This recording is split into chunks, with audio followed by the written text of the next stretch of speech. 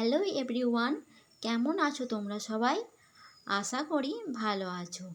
আর আমিও কিন্তু খুবই ভালো আছি। সবাইকে জানাই শুভ সকাল। টানা 4 দিন ধরে কিন্তু আমাদের দিকে সমানে বৃষ্টি হয়েই চলেছে।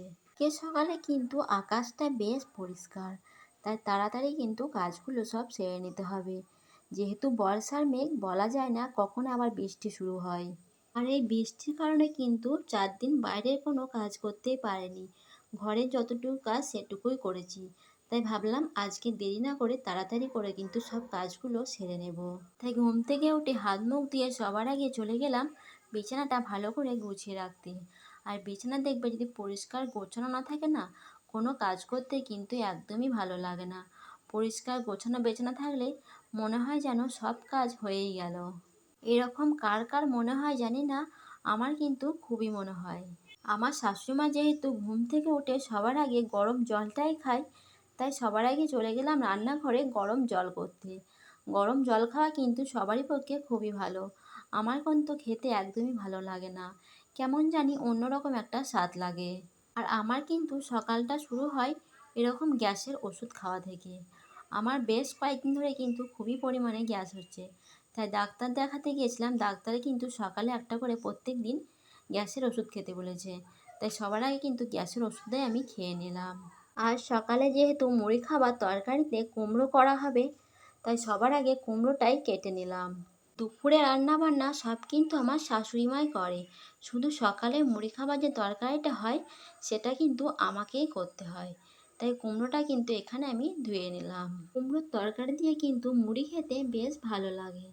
ভাতে অতটা খেতে পছন্দ করি না, তবে মুড়িতে কিন্তু বেশ ভালো লাগে। তোমরা কারা কারা পছন্দ করো কুমড়োর তরকারি দিয়ে মুড়ি খেতে? এখানে কিন্তু কুমড়োর তরকারির জন্য আমি কিন্তু অনেকটাই কিন্তু পেঁয়াজ কুচি দিয়ে ভেজে দিলাম। এতে কিন্তু টেস্টটা বেশি ভালো হবে। যেহেতু অন্য কোনো মশলা দিয়ে রান্না হবে না, শুধু পেঁয়াজ কুচি দিয়ে রান্না হবে, তাই পেঁয়াজটা কিন্তু একটু বেশিই দিতে হবে। আর এই কদিন ধরে যে পরিমাণে গরম পড়েছে, মনে হয় যেন রান্নাঘর থেকে কখন বেরিয়ে একটু বাইরে যাব। এত গরম রান্নাঘরে, রান্না করতে করতে পুরো নাজেহাল অবস্থা। তাই এদিকে কুমড়োর তরকারিটা বসিয়ে দিলাম, আস্তে আস্তে হতে থাক। তো এখন আমি ঘরটা ভালো করে কিন্তু মুছে নিচ্ছি। ঘরটা কিন্তু আগে আমি নাতা দিয়ে মুছতাম, এখন লাঠি দিয়ে মুছি। লাঠি দিয়ে মুছতে কিন্তু বেশ সুবিধা হয়, কোমরে কিন্তু একটুও ব্যথা করে না। আর আমাদের এই বারান্দার নিচে না অনেক কিন্তু কুকুরগুলো সব সন্ধেবেলায় শুয়ে থাকে, তাই জল দিয়ে কিন্তু ভালো করে না ধুয়ে দিলে কুকুরের অনেক লোম পড়ে থাকে, জায়গাটা বেশ নোংরা থাকে। তাই সকালবেলাতে ঘর দুয়ার মুছে একবারে আমি এই ছিঁড়েগুলো সব ধুয়ে দিই। আর আমরা কিন্তু রোজ চা খাই না। আর যেহেতু আমার এক জেঠি শাশুড়ি আমাদের বাড়িতে এসেছে সকালবেলায়, তাই ওনার জন্য শাশুড়ি মায়ের জন্য বসিয়ে দিলাম দুধ চা। আর আমি তো একদমই চা খাই না। চা খেলে কিন্তু আমার প্রচণ্ড পরিমাণে মাথা ব্যথা করে আর মাথা ঘোরে।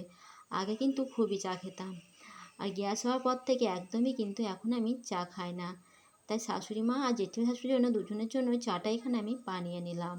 আমার কিন্তু দুধ চা করতে বেশ ভালো লাগে, আবার লিকার চা করতে কিন্তু একদমই পছন্দ করি না।